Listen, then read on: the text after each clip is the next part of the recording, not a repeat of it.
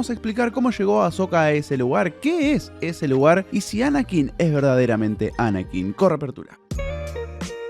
Muy buenas YouTube, ¿cómo están? Soy Lucas Baini, esto es Cámara en Mano y tuvimos enfrentamientos épicos, peleas por un mapa, el regreso del más grande y sí, ese lugar que parece ser el que creemos que es. Fanáticos y fanáticas de Rebels, hoy hemos tenido otro festín, pero basta de hablar porque vamos a repasar todas las escenas de este increíble capítulo 4 de Ahsoka, así que gracias por ese like, gracias por esa suscripción y empezamos. El capítulo se llama The Fallen Jedi o El Jedi Caído y algunos podíamos pensar que se hablaba de Baylan o incluso de Ahsoka, aunque sabemos que no es exactamente una Jedi. Pero la verdad es que no, ese título aparentemente se refería a Anakin Skywalker, el elegido que cayó en el lado oscuro por no poder alejarse de sus sentimientos ni soltar sus emociones. Es ese mismo lazo al que se está aferrando Sabine en estos momentos y lo que la hace caer ante la manipulación de Baylan. Ahora bien, ¿Sabine está cayendo ante el lado oscuro? Y la realidad es que no. O por lo menos hay muchos más grises. Esos sentimientos y tentaciones están presentes en todos y es posible alejarse de ellos una vez que se hacen presentes, como lo demostró Luke Skywalker en la trilogía original. Vader sintió esa conexión con sus emociones y por eso lo buscó tentar, pero en ese momento Luke se negó, volviendo al lado luminoso de la fuerza. En la nave tenemos a Huyang intentando arreglar las comunicaciones con el Home One. Recordemos, la nave insignia de la Alianza Rebelde, dirigida por Ackbar y ahora es una de las naves principales en la armada de la Nueva República. Sabine sale a encontrarse con Ahsoka, que trata de meterle esta idea en la cabeza. Ante el mal que se viene es necesario hacer sacrificios. Si no pueden encontrar el camino hacia Ezra antes de que Morgan y compañía hagan el viaje hacia la otra galaxia, tienen que evitar como sea que ese viaje se produzca y Thrawn encuentre el camino de regreso a esta galaxia. Y sí, habrán notado que me cambié de buzo, este es el de Wayne Remeras que pueden conseguir en la web que dejo acá abajo. Cuando le dice eso, Ahsoka describe a Thrawn como el heredero del imperio, y así se llamó la primera de las novelas que componen la trilogía de Thrawn escrita por Timothy Zahn, de donde salió el personaje antes de hacer su salto a la serie animada Star Wars Rebels, donde es el villano principal. Esta charla sobre sacrificios y las pérdidas de Sabine va a tener un significado más grande cuando nos enteremos de un detalle enorme en la relación entre aprendiz y maestra de parte de Baylan, y ya vamos a llegar a eso. Huyang baja a arreglar las comunicaciones con su caja de herramientas y lo destaco solamente porque me pareció súper tierna la imagen de Huyang con su cajita.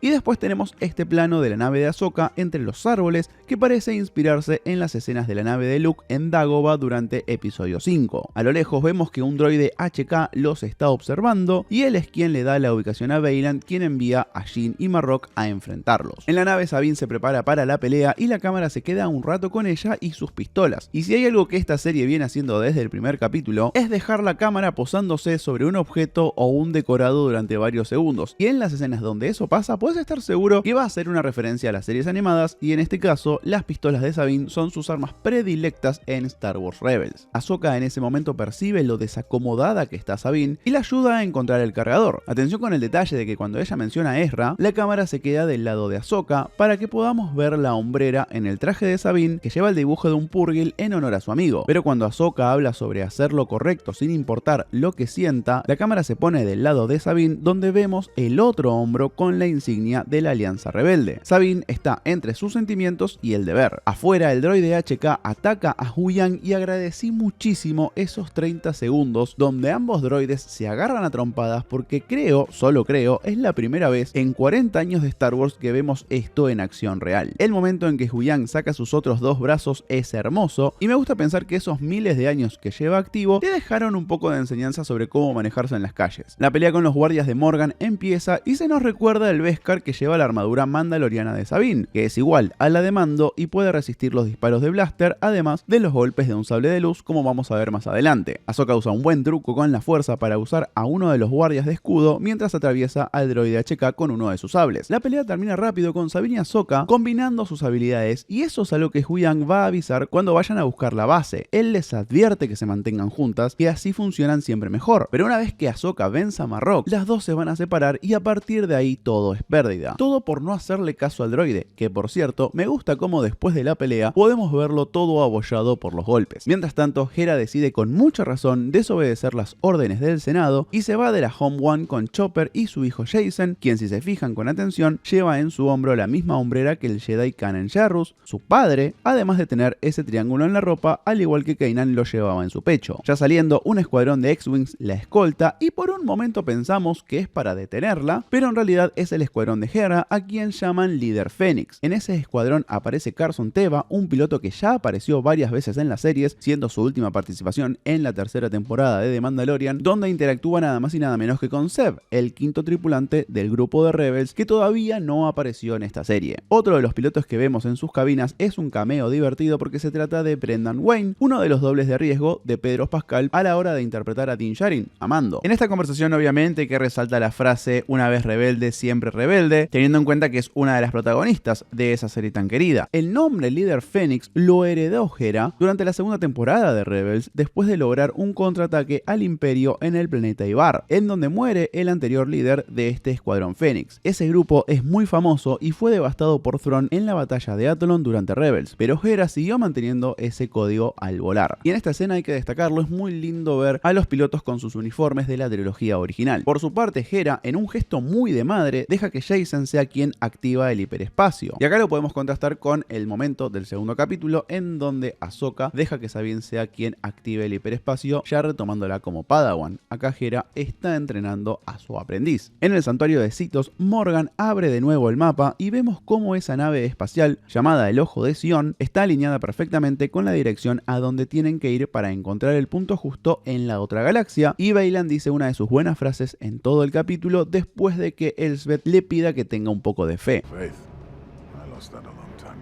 Al ver lo que hace esta hechicera, Baylan se da cuenta que no es una cuestión de fe, sino que de brujería. Sabine y Ahsoka se encuentran con Marrok y Jyn y pasa lo que Huyang había advertido que eviten hacer. Ambas se separan y cada una va por su pelea personal. Y acá la verdad es que hay que destacar el trabajo de Peter Ramsey, director de este capítulo y también uno de los responsables de Spider-Man Into the Spider-Verse, porque durante todo el capítulo en todo momento nos dio algo interesante de ver, intercalando peleas y desarrollos de trama sin sobreextenderse en algo, pero también encontrando un balance de manera tal que no sintamos que una pelea nos está estorbando otra o lo que está pasando con Morgan y Hera nos distraiga. Todo el capítulo se sintió ágil y con peso, llegando a un final que te deja con muchas ganas de más. Quizás eso fue lo que le faltó a los primeros dos episodios, sobre todo al que dirigió Dave Filoni, que es un gran escritor y conoce como nadie este mundo y personajes, pero que su experiencia como director de series animadas con capítulos cortos se hace presente en este cambio de terreno. Hablando de las peleas, me encantó cómo Ahsoka fue cambiando su forma y método de duelo a lo largo del capítulo. Veníamos viéndola pelear siempre con los dos sables, como es el estilo que ella perfeccionó, pero frente a Marrok la vemos usar solo un sable con su clásica empuñadura invertida primero y después pasando a la forma más clásica para superar la ilusión óptica que el Inquisidor le propone con su sable doble. Por cierto, esa posición es una que le vimos a su antiguo maestro, Anakin Skywalker, durante la trilogía de precuelas. Por el lado de Jyn y Sabine, este segundo round es más atlético y caótico, con la Mandaloriana encontrando nivelar el duelo ahora con su armadura y sus recursos. Jyn, sin embargo, logra desbalancearla usando la fuerza, sacándole sus pistolas y el casco. Hablando de hacer las cosas ágiles, es súper efectivo el paso de planos cortos y cortes rápidos a esta toma larga de cuerpo entero, en donde dejan respirar a la coreografía y hace que la pelea brille un poco más. Y por cierto, el duelo entre Sabine y Jyn sigue representando la primera y única vez que dos mujeres se enfrentaron con sables de luz en toda la historia de Star Wars Live Action. Pero más allá del análisis de la forma de la pelea, vamos a las dos papas calientes que dejaron estos duelos. Primero hablemos de Marrok, porque todas las teorías se convirtieron en una nube de humo verde. Después de tantos dichos, sucedió lo que en el fondo creo que todos y todas esperábamos que pase, ya que Marrok no era nadie y jamás vimos quién estaba debajo de esa máscara, porque debajo de esa máscara, al parecer solo había un espectro o un maleficio que hacía moverse y hablar a este personaje. Cuando Ahsoka lo corta, podemos ver una nube de gas verde que sale despedida y parece ser el mismo tipo de gas verde con el cual están hechos los hologramas en la nave de Morgan. Ya vimos en la serie que la magia que maneja Morgan tiene un color verdoso, al igual que se mostró a la magia de las hermanas nocturnas de Dathomir, esa orden de hechiceras con acceso a la fuerza que se presentaron en Clone Wars y de la cual Morgan es parte. De hecho, es una de las únicas sobrevivientes descendientes de esa orden después de que Dooku y Grievous las exterminen. Por estos tiempos, solo Merrin, un personaje que hace su aparición en el juego Fallen Order, está con vida también. Lo único que nos queda por resolver en realidad es por qué Morgan decide darle vida a este inquisidor. Y sobre todo, cuál es la relación de Marrok con Jyn y Baylan. Siempre estuvo mucho más cerca de ellos que de Morgan, y cuando él muere, podemos ver que Jyn está notablemente en shock. Me animaría a decir que darle vida a Marrok fue el favor que Morgan le hizo a Baylan, y por eso es que ahora él está pagando su parte del trato al trabajar para ella. No sé, ¿qué dicen ustedes? Y por otro lado, la otra bomba. ¿Sabine finalmente pudo usar la fuerza? Primero, creo que es claro y poético que Sabine logre imponerse en la pelea, o por lo menos nivelarla, utilizando su fortaleza especial de ser mandaloriana, experta en el duelo y en el engaño. No le gana una batalla de sables, sino usando su armadura y sus recursos. Pero por otro lado, en el momento en que hace el ademán, si escuchan con atención, tenemos el efecto de sonido de la fuerza, pero cambiado, fuera de tono, como si fuese una especie de fallido.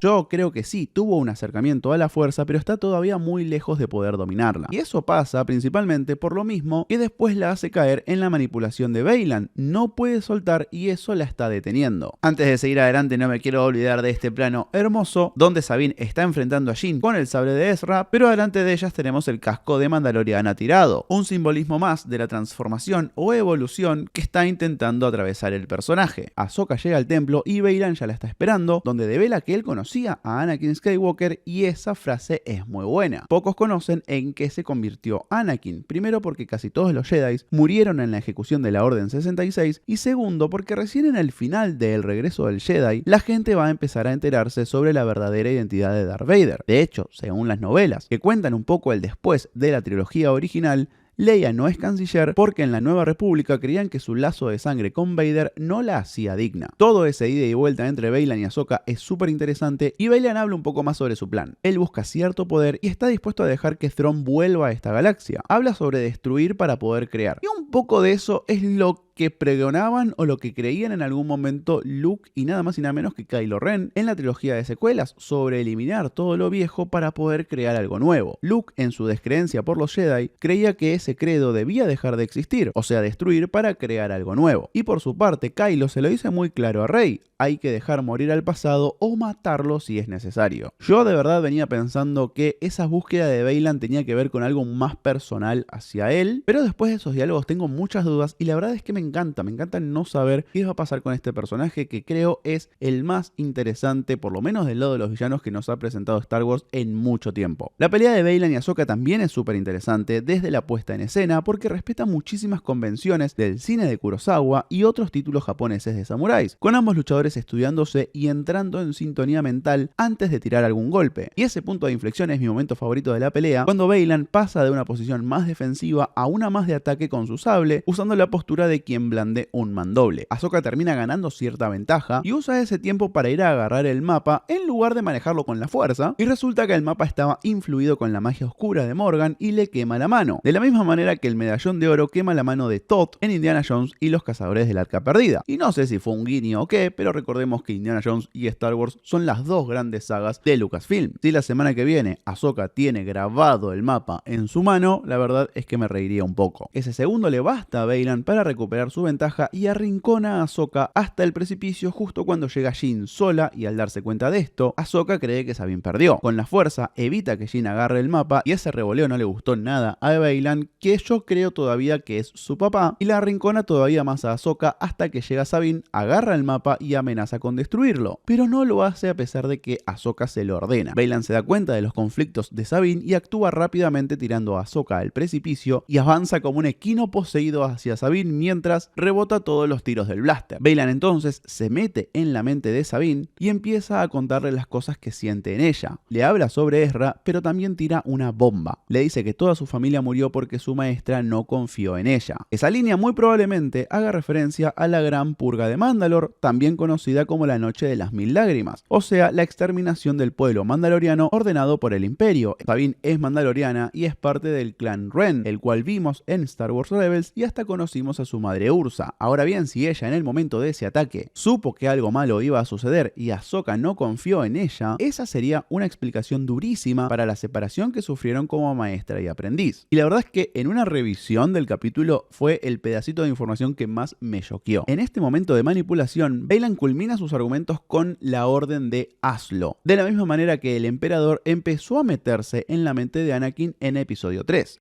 Do it, do it, do it. Y así es como, con esas palabras, es que Sabine accede presa de sus sentimientos. Después de que Baylan le dé su palabra a Sabine de que no la lastimaría, Jyn aparece y empieza a ahorcarla con la fuerza. Y acá vemos el primer desacuerdo entre aprendiz y maestro, con Jyn siendo todavía más feroz de lo que le gustaría a Baylan, y ese es otro detalle que no dejaríamos pasar. El maestro coloca el mapa de nuevo en su lugar para que las coordenadas terminan de calcularse y lo destruye para después subirse a la nave de Morgan junto a Sabine y su aprendiz. La tecnología de Morgan claramente proviene de otro lugar, y me gusta cómo su nave, sus droides e incluso el mecanismo de hiperespacio es muy diferente a lo que vimos de naves de República e Imperio, con un distintivo color dorado y plateado. Así como lo había anunciado Ahsoka al principio del capítulo, el enemigo pudo hacer ese salto al hiperespacio, y todo es porque la relación entre Padawan y maestra no estaba cerrada en la confianza y no actuaron como un equipo. Después de perder 2 pilotos de su escuadrón al ser atravesados por el salto al hiperespacio, Hera se queda mirando a su hijo, quien dice la frase "tengo un mal presentimiento", la cual es un easter egg que se fue repitiendo en todas las películas de Star Wars desde el inicio. Pero ahora sí, llegamos al final y quizás la parte que todos y todas estamos esperando.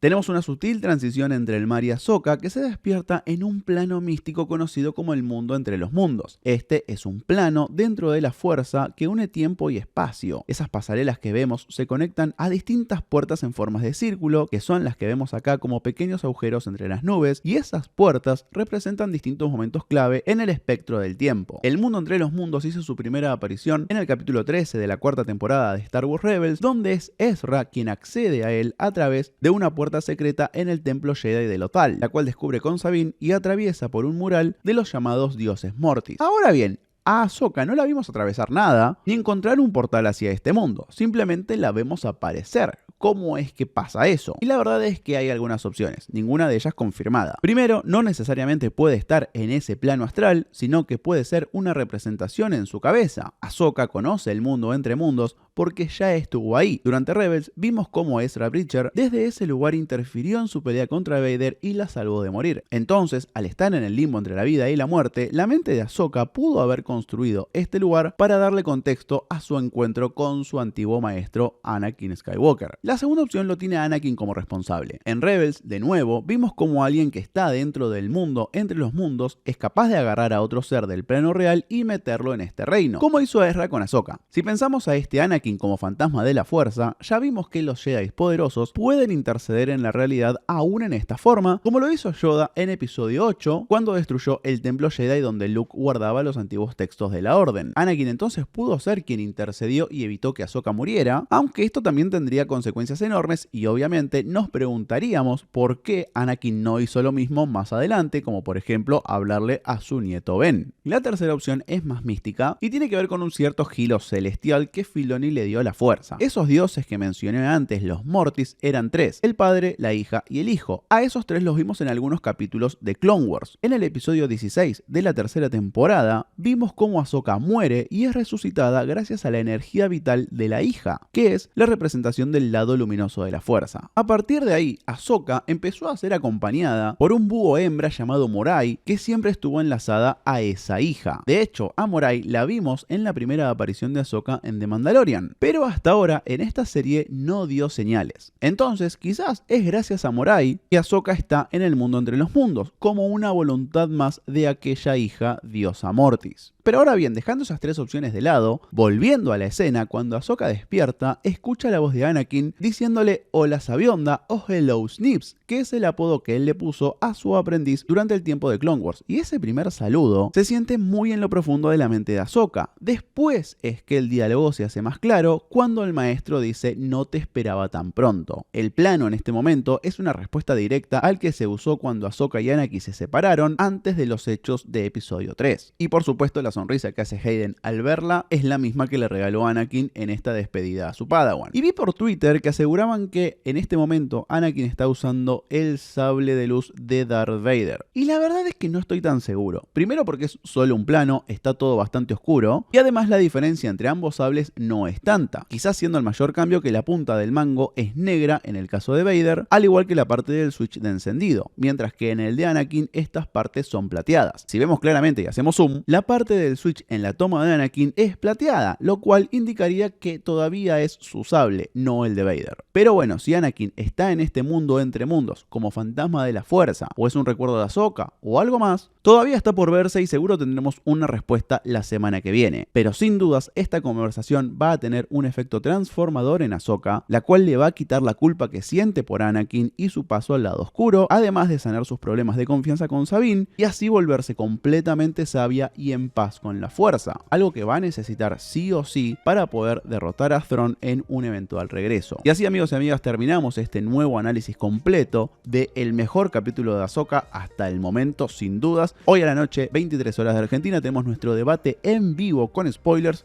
donde vamos a comentar todo con mis compañeros, compañeras y también con ustedes en el chat. Espero verlos por ahí. Me encantaría que haya gente nueva saludando, así que yo sin más me despido. Hasta el próximo video si vos querés. Chao.